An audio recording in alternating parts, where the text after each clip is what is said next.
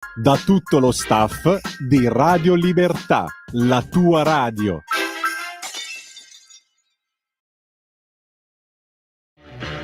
Va ora in onda Una gemma in cucina, alla scoperta delle gemme della cucina, innanzitutto italiana, con Gemma Gaetani.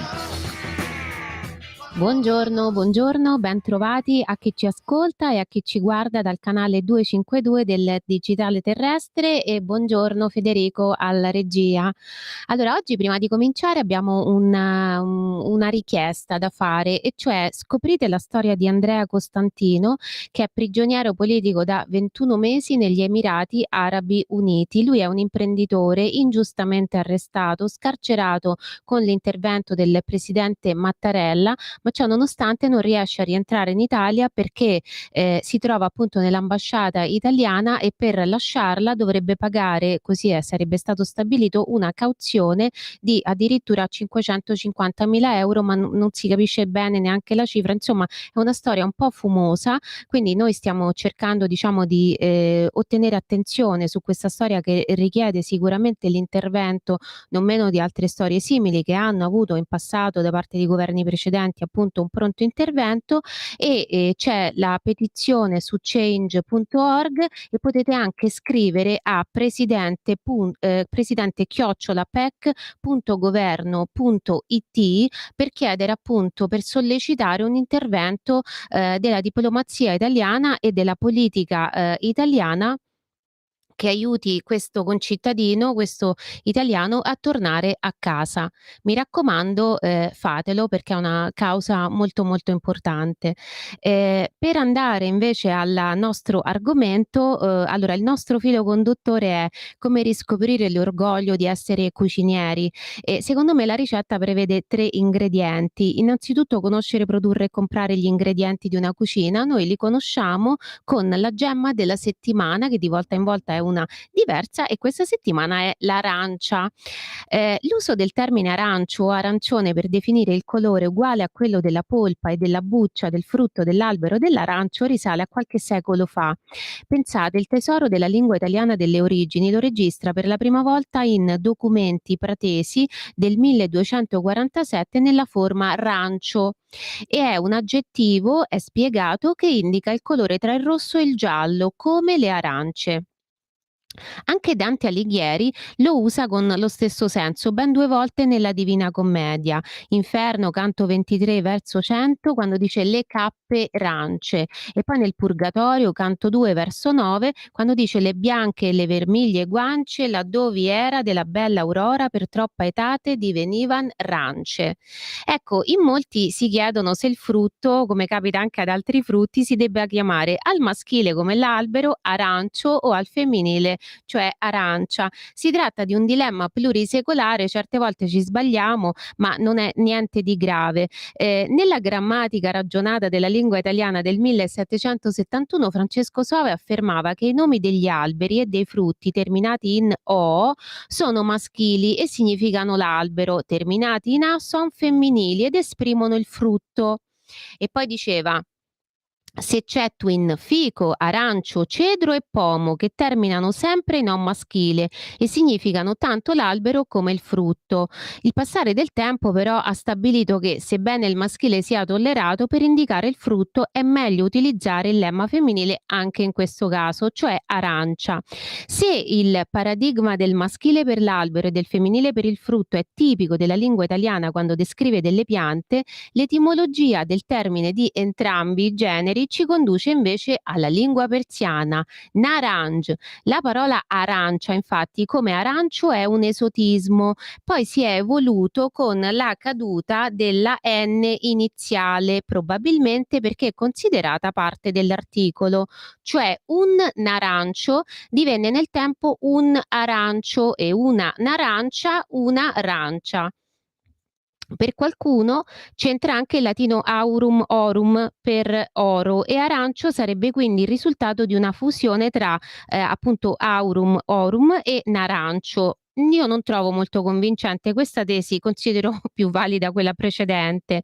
Il mondo dell'arancio come colore è molto vasto, non indichiamo soltanto la maglietta arancione. Arancione è anche detto l'appartenente al movimento induista Hare Krishna per il colore appunto arancio della veste che indossa, e anche nel buddismo l'arancione ha una grande importanza, si trova anche nella bandiera buddista come colore che indica la saggezza dell'insegnamento del Buddha, e infatti anche il colore dell'abito, che è composto da 3 parti, del monaco buddista, che si chiama Tricivara, che è una parola che in giapponese, scusate, si chiama Kesa, ed è una parola che deriva da un'altra parola sanscrita che vuol dire appunto ocra o arancione.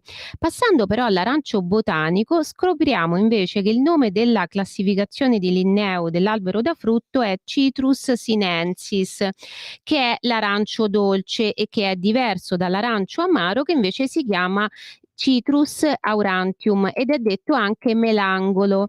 Appartiene alla famiglia delle rutacee e probabilmente deriva da un ibrido antico di antica data fra l'antenato del pompelmo, che è il pomelo, Citrus maxima, e il mandarino, Citrus reticolata, che in fondo altro non pare essere che un'arancia in miniatura. Essendo però l'arancia successiva al mandarino, allora dobbiamo dire che è l'arancia a sembrare un mandarino gigantizzato. In italiano antico il riferimento ad un altro frutto è alla mela più che al mandarino, forse anche per le dimensioni. Il nome latino Malum aureum o Malum aurantium, che noi traduciamo in mela arancia, voleva dire mela di colore dell'oro, mela dorata, e indicava l'arancia. Quello dell'arancia è un albero veramente possente che raggiunge fino a 12 metri di altezza e ci fornisce circa 500 arance all'anno. Il primo raccolto è a novembre, sono le arance del gruppo Navel, e l'ultimo è a luglio, è l'agrume più diffuso al mondo e solo in Italia abbiamo almeno 20 varietà. A livello merceologico le suddividiamo come da mangiare o da spremere. Poi c'è un'altra suddivisione che è quella tra arancia a polpa rossa e quelle invece a polpa gialla. Per un bicchiere di spremuta otteniamo circa 90 grammi di succo da un'arancia, quindi ci vogliono 2 arance, per un bicchiere abbondante anche 3. Noi consumiamo l'arancia prettamente in inverno, ha soltanto 47 calorie ogni 100 grammi, è naturalmente un frutto molto acquoso e quindi è idratante. Non ci dimentichiamo che è importante idratarci in inverno come in estate. Ha 2,4 grammi di fibra ogni 100 grammi, perciò è meglio mangiare l'arancia intera, secondo me, piuttosto che berla spremuta, oppure far confluire, se si spreme, anche la polpa nel succo, soprattutto nel caso in cui stiamo seguendo la dieta dimagrante, vogliamo riempire un po' più di stomaco, quell'angue con le fibre, oppure abbiamo problemi, diciamo, di lentezza intestinale, diciamo così, abbiamo quindi necessità di fibre, proprio perché le fibre sono nella polpa.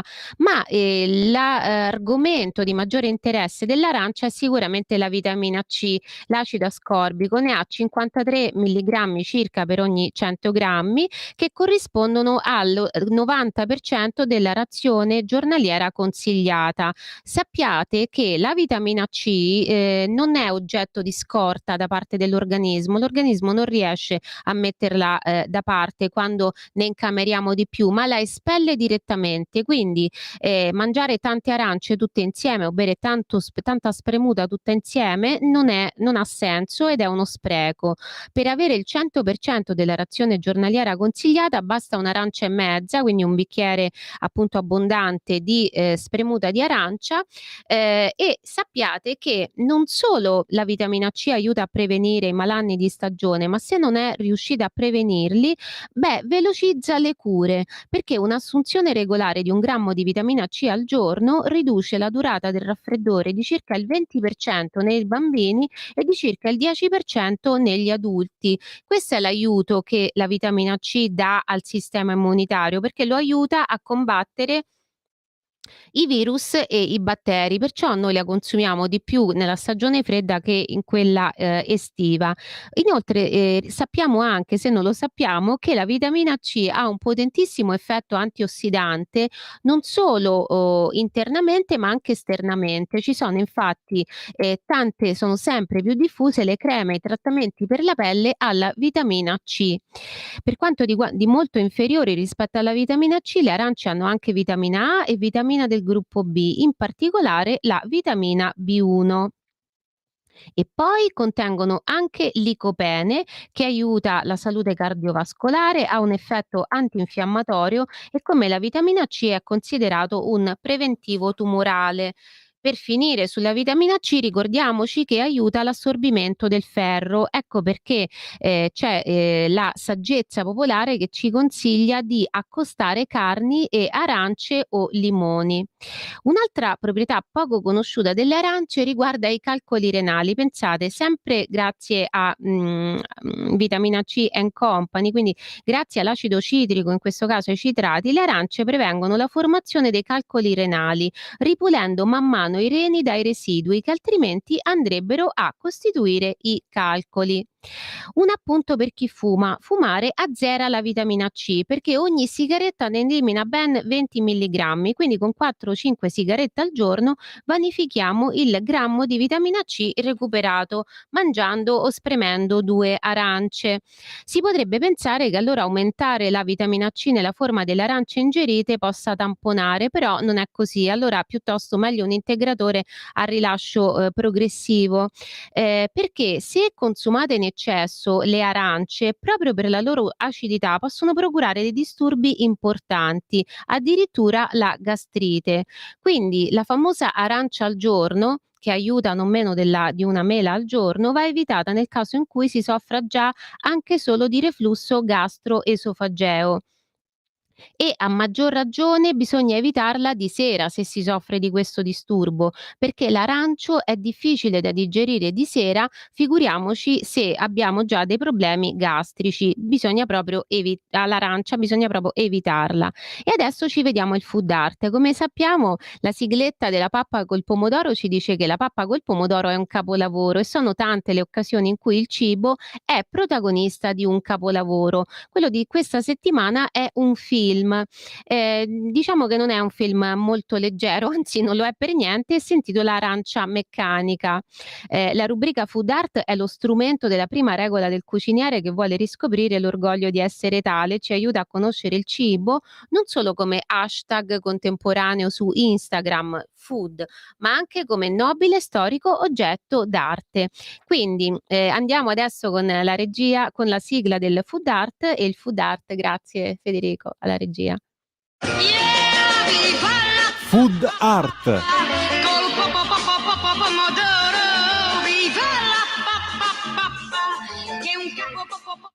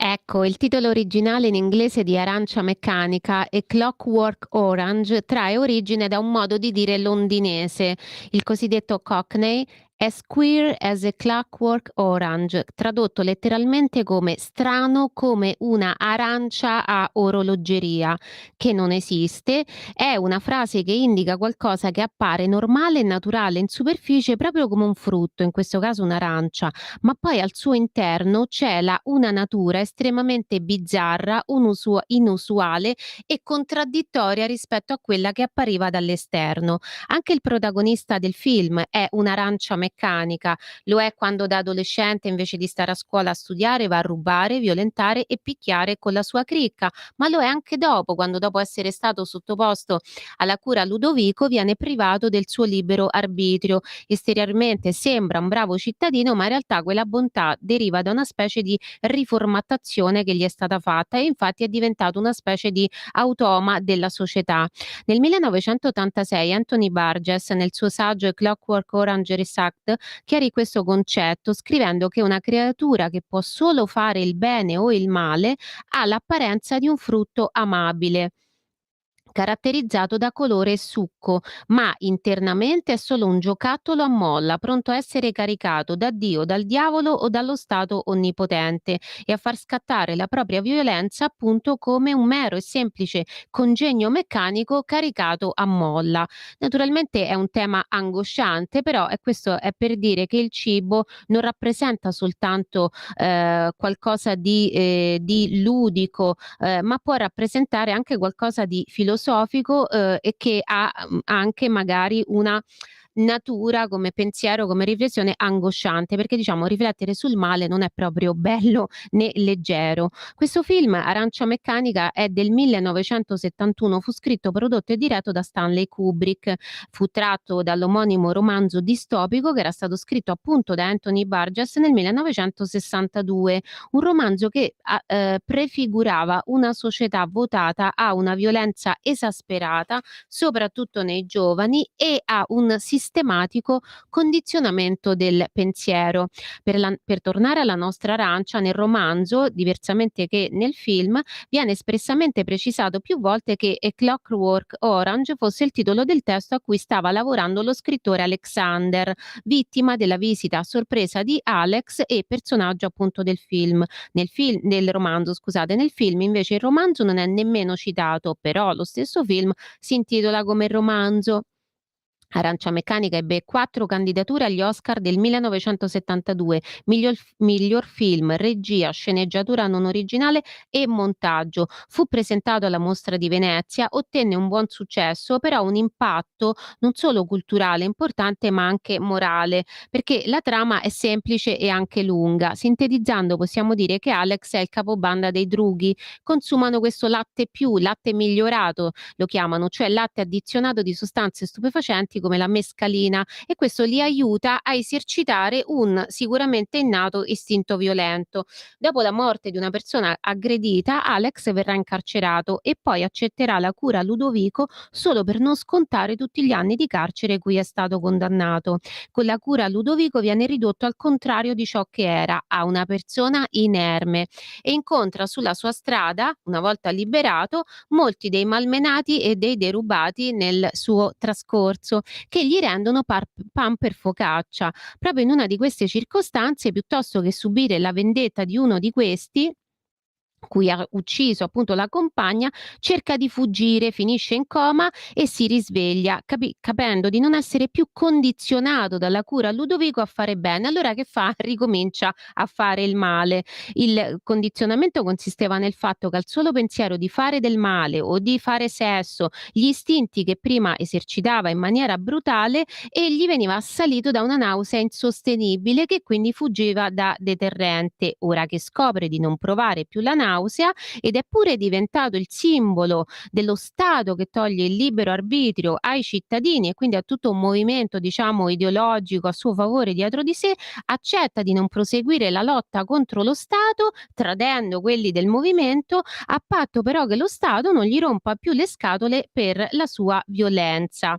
Disse Achille Bonito Oliva, Kubrick profetizza anche la pericolosità di una violenza estetizzante, anzi la rappresenta, ce la mette sotto gli occhi utilizzando la nona di Beethoven e Rossini. È una violenza a ritmo di musica. Sempre secondo Oliva, Kubrick nel film espone non le soluzioni, ma solo i problemi e proprio in questo, secondo Bonito Oliva, si trova la grandezza stoica e laica del regista. Personalmente io su questo non sono d'accordo, essendo Kubrick un regista e non un politico, che soluzioni poteva proporre? Resta che le cose non sono molto diverse da quanto profetizzato dal film oggi. Quei conflitti infatti ricordano molto quelli che abbiamo vissuto nei mesi passati fra cittadini e Stato.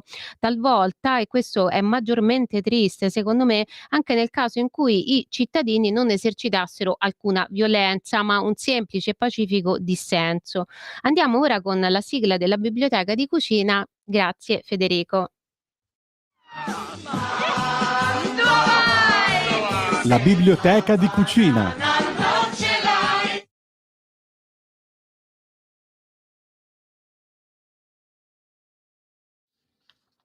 Ecco, la sigla di questa rubrica, come sapete, è questa canzone di Alberto Sordi e Monica Vitti, Mandò Hawaii, che ci dice appunto in modo un po' comico dove vai, ma dove vai? E il senso è, ma dove vai se una guida che ti dice dove deve andare, dove devi andare non ce l'hai? E la guida per me sono i libri di cucina, perché cucinare non deve voler dire improvvisare senza capire che cosa si fa. La seconda cosa per riscoprire l'orgoglio di essere cucinieri, infatti, è conoscere le ricette di cucina e in questo ci aiuta la biblioteca di cucina. Io questa settimana vi consiglio Best of Paul Bocuse, Giunti Editore, una piccola antologia che raccoglie le migliori ricette di un grandissimo della cucina internazionale e moderna che è Paul Bocuse. Sono 10 piatti spiegati nella forma di lezioni di cucina con moltissime foto per seguire i passaggi passo passo.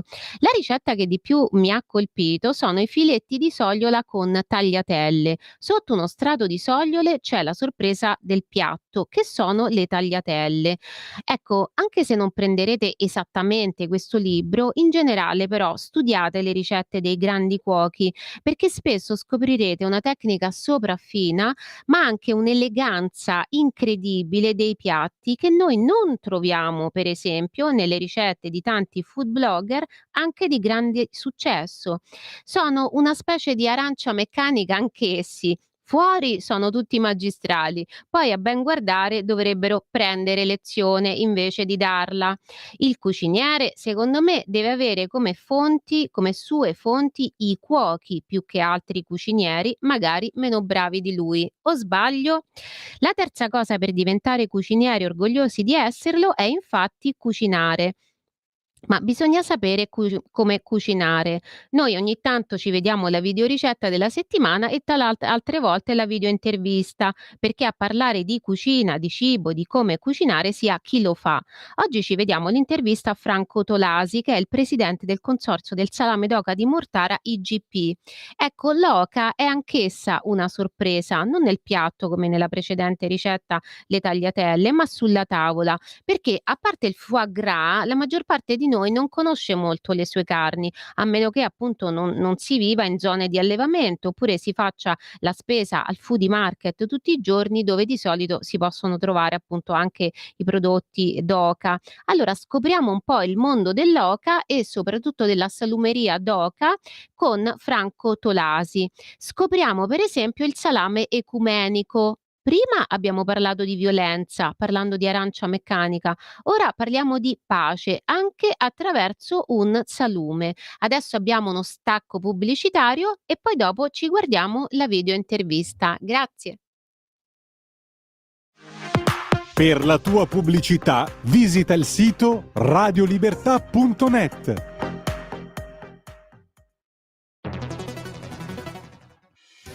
Quotidiano di Sicilia, il quotidiano d'Italia.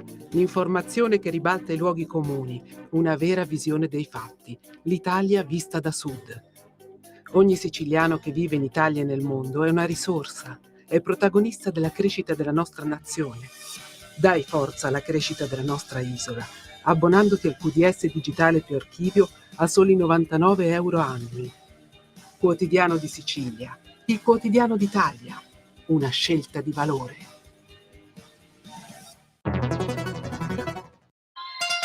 Festa sarà se dentro il nostro cuore lo spirito del Natale terremo vivo con l'amore. Buon Natale, buone feste da tutto lo staff di Radio Libertà, la tua radio.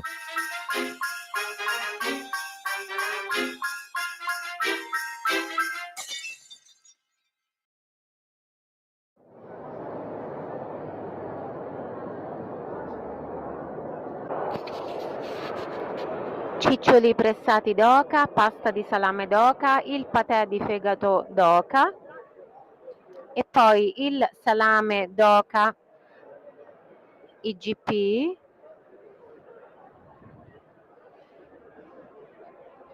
il marbré d'oca, carne d'oca, sale, pepe, suino, pistacchi, sedano, carote e gelatina, la mortadella di fegato d'oca. La mortadella di fegato è un grande classico lombardo. In alcune ricette vecchie e antiche dei mondichili si trova anche di inserire un pochino di mortadella di fegato, e questa è una mortadella di fegato di oca.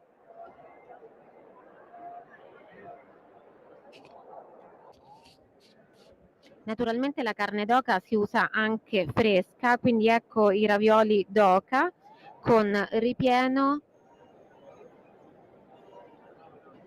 di carne di suino, oca, salame d'oca cotto, cipolla, carote, sedano e latte, quindi senza formaggio, che si può mettere sopra come condimento. Poi abbiamo l'ecumenico, filzetta, e l'ecumenico in collo d'oca. Poi abbiamo la bresaola d'oca, il salame d'oca stagionato e il prosciuttino d'oca, che sembra veramente un prosciutto in miniatura, perché è il piccolo cosciotto dell'oca.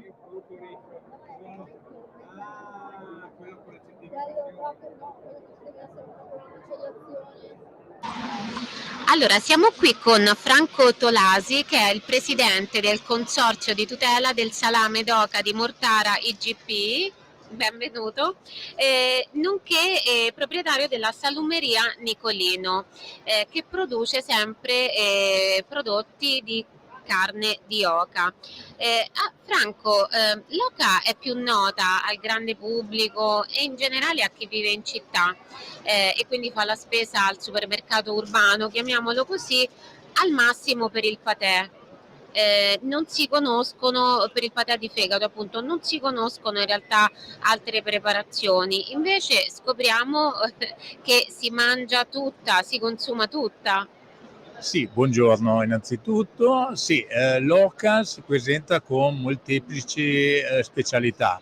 Innanzitutto il salame d'oca, che abbiamo ottenuto l'IGP, il salame d'oca tradizionale di Mortara, è niente meno che un insaccato che noi mettiamo nella pelle dell'oca dopo averla tolta in modo meticoloso appunto dall'oca, dopodiché viene preparato questo impasto con l'aggiunta con una componente anche di carne di maiale, la pancetta, per dargli la morbidezza, e poi viene ottenuto facendo la cottura a 80-90 gradi e si può degustare sia freddo come antipasto oppure caldo con delle verdure in abbinamento.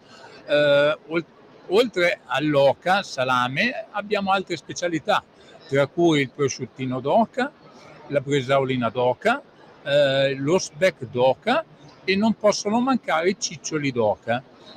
Da questa lavorazione noi arriviamo appunto a Mortara con una cultura dell'oca che ci portiamo da più di 100 anni, in quanto abbiamo avuto attorno al 1400-1500 una comunità ebraica che ha sostato nella nostra Lomellina per qualche decennio e tra cui appunto ci hanno lasciato in eredità questi allevamenti di oche, da cui i nostri salumieri poi hanno ricavato questa specialità.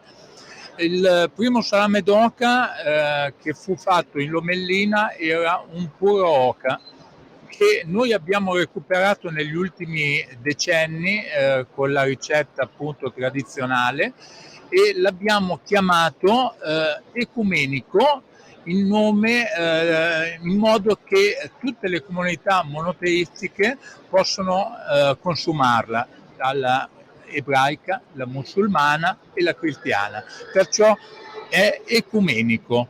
Allora, andiamo per ordine, facciamo anche Sì, vedere. scusa. Posso prendere? No, si figuri. Allora, questo qui lo tenga lei, lo faccia vedere lei. Io magari faccio vedere questo confezionato. Allora, il salame d'oca oggetto di tutela IGP è questo qui.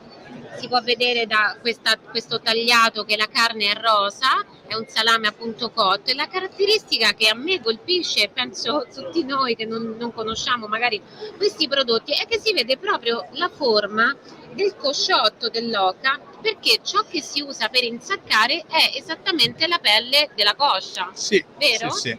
La sua particolarità è appunto che l'involucro che contiene l'impasto è niente meno che la pelle dell'oca, che noi ovviamente lavoriamo, trattiamo in modo da renderla edibile anche al consumo appunto di chi ha modo di Possiamo raggiungere. mangiare anche questa pelle, come mangiamo la pelle del pollo, diciamo, quando lo facciamo arrosto. Esattamente. Avviene ovviamente una cottura, perciò non c'è nessun problema per quanto riguarda anche dal punto di vista della salute, dei batteri e quant'altro. Io posso affettare questo salame e lo metto in un panino esattamente come se fosse il salame Milano. Direi qualcosa di meglio. Di meglio. Beh sì, io l'ho assaggiato ed è veramente molto molto buono. E questo è il salame canonico secondo l'IGP, cioè che rispecchia le caratteristiche dell'IGP. Abbiamo detto che la carne non è pura oca, ma è un terzo di oca. Esattamente, la nostra ricetta seguita dal disciplinare che abbiamo depositato ovviamente al Ministero delle Politiche Agricole. Abbiamo tutta una filiera che struttura per arrivare a questo prodotto. Dalla nascita addirittura del paperotto, perciò dalla schiusa delle uova che deve essere per forza in Italia e nel nostro ovviamente circondario dell'IGP. Uova italiane. Uova esclusivamente italiane, nascita italiana, schiusa italiana e dopodiché ovviamente negli allevamenti sempre del nostro circondario dell'IGP. L'oca deve essere pronta almeno al massimo 5 mesi, in modo che la carne abbia una struttura ovviamente abbastanza compatta e dopodiché arriva a noi produttori, salumieri a Mortara, dove poi effettuiamo la lavorazione per ottenere questo salame. Come ha detto perfettamente lei, abbiamo una componente anche di maiale, perché il nostro disciplinare, io continuo a dire ricetta perché il tutto è nato veramente da una ricetta di salumieri da più di 100 anni fa a Mortara. Abbiamo preso questa ricetta e l'abbiamo trasformata in disciplinare, perciò è veramente una storia che viene portata ai nostri giorni. No, che sa che voglio aprire una parentesi ma brevissima, ci sono tanti che contestano gli IGP, i DOP, la veridicità e che diciamo secondo l'opinione di questi sono pochi, però ci sono e fanno anche opinioni diciamo nell'ambito del food, della critica gastronomica. I DOP sarebbero un po' dei pretesti di marketing, in realtà non è così, anzi il processo è quello che ha detto lei, c'è una ricetta talmente radicata nel luogo e dal tempo, quindi cristallizzata dal tempo, che diventa una preparazione tipica di quel luogo, fatta proprio in quel modo e la si fa diventare il disciplinare del prodotto appunto tutelato dal consorzio. Quindi ci tenevo a specificare questa cosa perché anche questo è un caso emblematico. E poi abbiamo detto che questo è il salame d'oca IGP. Poi mi ha parlato invece prima, ora lo facciamo anche vedere, dell'ecumenico, cioè di un salame che è fatto Ecco tutto con carne di oca, quindi non è l'IGP, è fatto tutto con carne di oca, è sempre, vedo la pelle del cosciotto, è sempre Questo lei. è il collo dell'oca. Questo è il taglio del collo dell'oca, della pelle del collo dell'oca. Ah, il collo, non è il Sì, cosciotto, ho detto infatti adesso, è una forma come diversa. possiamo vedere, questa è la parte terminale del collo. Sì. E questo è veramente, parliamo della storia della salumeria dell'oca. Quando È la ricetta parlavamo, ebraica? sì, esattamente, Suppongo. quando parlavamo di questo insediamento importante che ci fu a Mortara, Lomellina e dintorni, abbiamo trovato traccia del primo salame d'oca che fu fatto appunto nella nostra zona, che era ovviamente esclusivamente d'oca. E ai tempi utilizzavano appunto sempre come involucro, come noi l'abbiamo trasmesso nel nostro, la pelle dell'oca. Veniva tagliata la carne d'oca non macinata, perché stiamo tornando indietro veramente di centinaia di anni fa, a coltello, a punta di coltello. Qua dentro troverete veramente dei tocchetti di carne d'oca e quel poco di grasso che l'oca ha con sé. Il tutto veniva messo a stagionare. Questo salame ha una stagionatura dai 5-6 mesi, molto lenta, perché appunto avendo i pezzi di carne non tritati ma tagliati a pezzettini richiede una stagionatura lentissima, e questo è veramente un vanto anche della nostra salumeria. E prima mi diceva ecumenico perché può essere mangiato da fedeli che hanno diciamo delle indicazioni anche in termini di alimentazione, e quindi per esempio chi non può mangiare il maiale. Esatto, cioè, sia di alimentazione che per quanto riguarda anche ovviamente i propri criteri religiosi. Questo può essere condiviso, ecumenico, condivisione sulla tavola di chiunque. Potrebbe essere veramente un punto di incontro che potremmo trovare un domani sulle tavole, quando vorremmo fare un incontro veramente ad ampio spettro con tutta la popolazione. Perché qualunque, allora lo può mangiare per esempio la persona di fede musulmana sulla sua tavola, ma lo può mangiare anche un ateo, mettiamola così, che inviti alla sua tavola un cattolico, un musulmano, giusto? Ho capito bene? Perfettamente. Noi questo termine ecumenico l'abbiamo veramente pensato in questo modo, cioè il salame della pace, dell'unione. Ecco, questa è la visione lunga che ci piacerebbe avere. Devo dire che il nome è perfetto, effettivamente adesso si tende a fare il contrario, cioè a settorializzare, quindi a produrre una cosa che vada bene solo per una categoria ma non per l'altra, e il rischio è che poi queste categorie si ritrovino un po' a confliggere fra di loro. Qualcosa che metta tutti d'accordo è sempre più difficile da trovare, che faccia sentire tutti rispettati e coinvolti. Quindi complimenti. Grazie. E poi abbiamo un altro tipo ancora di salame d'oca. Ed ecco, questo è un salame d'oca stagionato. È niente meno che la ricetta del nostro salame d'oca, quello che abbiamo fatto vedere precedentemente con la componente anche di carne di maiale, che mettiamo in un budello naturale e lo mettiamo a stagionare all'incirca per 2 mesi e mezzo di stagionatura. Un budello di maiale? Questo è un budello, è un budello bovino. Viene un budello bovino. Questo è appunto uno stagionato, è per gli appassionati, per chi vuole ancora la tradizione di assaggiare un salame d'oca con il sapore della nostra tradizione, come il salame crudo di maiale. E che somiglia di più, diciamo, a un salame normale. Più che altro di più come colore, stagionando ottiene quel colore rosso scuro come salame tradizionale che abbiamo sulle nostre tavole. Questo non è cotto, questo è appunto stagionato ma non cotto. Giusto, perfettamente. Questo viene solo una stagionatura lenta anche loro, però diciamo che visto le dimensioni, che sono il fill set di 4 etti, con 2 mesi e mezzo raggiungono veramente il top della loro praticità di degustazione. Ecco. Senta, qual è quello più venduto per la sua esperienza? Allora, il venduto per quanto riguarda il salame d'oca, noi che siamo di Mortara, della nostra Lomellina, è il nostro salame d'oca, che è il tradizionale, quello cotto, che dicevamo IGP. prima, che abbiamo ottenuto l'IGP.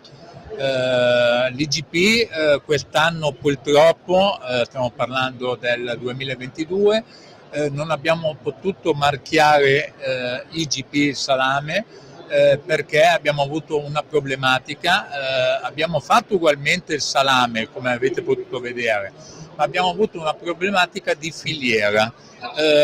Parlavamo prima di chi crede sì e no alle filiere dell'IGP e DOP. La nostra filiera è talmente stretta che dice all'inizio il paperotto deve nascere in Italia. A fine 2021 abbiamo avuto, come molti sanno, una problematica in Italia di aviaria che ha chiuso questa filiera. Praticamente non avevamo più delle oche che facevano le uova e da qua ovviamente i paperotti. Le oche che abbiamo lavorato quest'anno sono arrivate da paesi vicino a noi, nate dopo anche solo una settimana di vita, sono state tutte allevate ovviamente qua in Italia, ma come dicevamo il nostro disciplinare dice proprio nascita italiana. Non avendo il primo step non abbiamo potuto marchiare. Questo però è una pausa di quest'anno, in quanto siamo certi che nel 2023, la nuova produzione, che ci sarà pochi mesi, abbiamo ricomposto la filiera. Stiamo già lavorando, noi come consorzio abbiamo già attivato tutto quello che era necessario per riavviare la filiera. Per evitare un problema del genere, questa direi che allora da una parte il salame c'è sempre, semplicemente non è un IGP proprio perché per applicare più che correttamente la normativa appunto dell'IGP, se non sono oche concepite ecco, addirittura in Italia, non si può, quel salame non si può fregiare del marchio e voi correttamente non lo avete usato, quindi questa è una stagione un po' come capita, ci sono le annate del vino, questa è un'annata che da una parte non c'è la produzione appunto di salame IGP, però c'è la produzione del salame normale, semplicemente non ha il marchio perché non sono appunto e questa è la prova di quello che dicevamo prima, cioè che si è talmente scrupolosi nell'applicazione invece della normativa dei disciplinari DOP e IGP che si comunica anche al cliente che quell'anno non si può fare l'IGP per un problema appunto che non dipende che non dipende ovviamente da noi. Purtroppo queste cose in Italia negli ultimi anni abbiamo avuto queste problematiche d'aviaria che si stanno presentando abbastanza frequentemente. Adesso ovviamente gli organi preposti stanno cercando di, ovviamente a tutela del consumatore giustamente, di mettere dei blocchi quando necessita. Come dicevamo prima, noi abbiamo appunto i nostri organi di controllo e organi anche del Ministero che vengono a fare i controlli per vedere se c'è veramente uno dei passaggi che è in difficoltà o che non può essere avviato. Automaticamente l'IGP viene bloccata, come si è potuto vedere. Noi quest'anno è toccato purtroppo il primo passaggio che è inevitabile continuare la produzione della filiera. Ci sono anche IGP che invece consentono di utilizzare carne straniera nel caso in cui carne importata, nel caso in cui quella locale non basti, come per esempio il caso della Bresaola della Valtellina IGP. e quindi invece non è questo il caso e abbiamo spiegato, insomma, quindi è un'annata, diciamo, da una parte tra virgolette sfortunata, dall'altra però la conseguenza di questa sfortuna ci rassicura sul fatto che se non è come deve essere, quel salame, quel marchio non ce l'ha. Vero? Senta, le posso chiedere velocemente per noi, appunto, che siamo digiuni di oca anche da ogni punto di vista, quali sono le caratteristiche della carne di oca rispetto ad altre? Qualche pregio o che l'oca ha in più rispetto al maiale, Allora, per quanto uno possa pensare la carne d'oca è magra, qualcuno ascoltandole magari rimane stupito, ma veramente ha pochi grassi e quei pochi che ha sono saturi, perciò fanno bene al nostro organismo. Perciò si può consumare tranquillamente la carne d'oca quasi quantitativi come le altre carni che abbiamo uso comune nella nostra alimentazione quotidiana. Parliamo di salame, ma anche proprio di oca in cucina, l'oca cucinata. Perciò non dà nessunissimo problema per quanto riguarda anche magari a un consumo un po' più esagerato, continuo, quotidiano, sì. Anche come salume è molto aromatica la carne d'oca, questo so, quindi magari non c'è tantissimo, non si sala tantissimo, cioè diciamo che è più particolare il sapore rispetto magari al salame normale e quindi questo soddisfa il palato senza bisogno di aggiungere troppi sali, forse troppo sale. Giustamente, io non volevo entrare nel dettaglio, ma grazie perché vedo la preparazione, ma giustamente di chi si raffronta. La carne d'oca appunto ha leggermente un'acidità un po' più alta delle altre carni, ma questo non andiamo a scoprirlo. Quando uno mangia anche solo un petto d'oca, una tagliata di petto d'oca, come potrebbe essere anche di anatra, così, sente subito un po' quella sapidità della carne che è un po' più naturale, che è un po' più di più delle altre carni. Noi in salumeria appunto abbiamo una percentuale di sale inferiore a un salame d'oca, a un salame di suino o di un altro genere, appunto per equilibrare questa sapidità. Senta, la provincia di Pavia ha anche il salame di Varzi DOP. Siete un po', diciamo, siete un po' i nuovi salumieri italiani, perché sono salumi particolari, molto originali, però non così tanto originali da risultare respingenti, anzi. Allora, un altro vanto, come ha detto bene, della nostra provincia è che abbiamo questo salame, il salame di Varzi, che è un puro suino, dove avviene una lavorazione anche loro in modo meticolosa, utilizzando le cosce del maiale, perciò diciamo un taglio pregiato.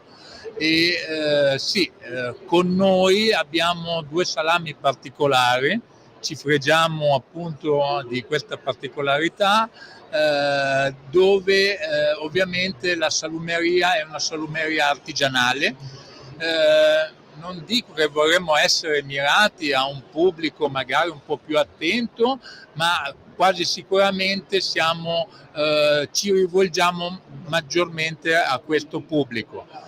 Attualmente siamo di nicchia, ma stiamo crescendo non tanto con i numeri, stiamo cercando di crescere facendo più promozione possibile, in modo che tutti, quando parlano del nostro salame, ne siano consapevoli e conoscitori. Ci piacerebbe arrivare a questo. Non avete l'obiettivo, diciamo, di diventare un prodotto distribuito in tutti i supermercati di tutta la nazione, perché se no ci sarebbe poi il problema delle carni d'oca che magari non bastano.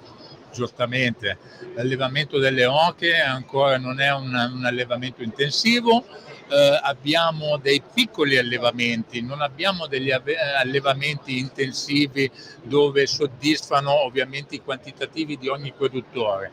Abbiamo ancora piccoli allevamenti dove noi ci rapportiamo proprio personalmente e il nostro obiettivo è di fare una salumeria pregiata, alta, di tradizione, mantenendo un prodotto, non stiamo parlando di prezzo, stiamo parlando proprio di un prodotto di qualità, a mio avviso, per quanto concerne noi del consorzio e dei miei soci, e magari meno numeri ma accontentando di più il cliente e avendo soddisfazione personale. Quindi rimanere più sul local che sul global, che avventurarsi verso il global, che è un po' è una garanzia, diciamo, di rimanere apprezzati magari da un po' meno persone, però di non perdere tutti i pregi del prodotto locale, Giusto. non dico di nicchia, ma direi tradizionale. Il global, come abbiamo parlato poc'anzi, mi piacerebbe dal mio pensiero essere con il salame ecumenico, nel senso che tutti noi in global potremmo essere a tavola insieme a degustare questo In questo senso, global sì. in questo senso. Sì, ecco, E questo quello. global allora l'avete già perseguito. Grazie. Bene, grazie Piacere, è Franco. stato un piacere. Piacere perché per noi. Eccoci, siamo di nuovo qui per un saluto finale. Pensate, è proprio notizia di questi giorni che l'aviaria ha decimato anatre ed oche, tanto che addirittura il foie gras ce ne sarà di meno e costerà un po' di più. Quindi, come avete visto, ne abbiamo parlato anche con Franco Tolasi, anche del fatto che un IGP può testimoniare la sua veridicità anche in assenza, come accade quest'anno. Insomma, sono i discorsi intorno ai quali noi ruotiamo sempre e continueremo a ruotare proprio perché non c'è una sentenza definitiva sulle cose. Quello che noi possiamo fare è, almeno su queste cose, è ragionare, valutare, analizzare, capire e così via. Io vi lascio con tutti questi stimoli, vi invito anche appunto a riflettere sull'arancia meccanica, che è davvero un concetto interessante. Di solito sarebbe meglio essere dentro quello che si è fuori, insomma, che ci sia una corrispondenza. Però sappiate che se vi trovate di fronte a una situazione che così non è, potete dire se è proprio un'arancia meccanica. Bene, grazie e ci vediamo la prossima settimana, il prossimo sabato. Grazie Federico. Ciao. Avete ascoltato Una gemma in cucina.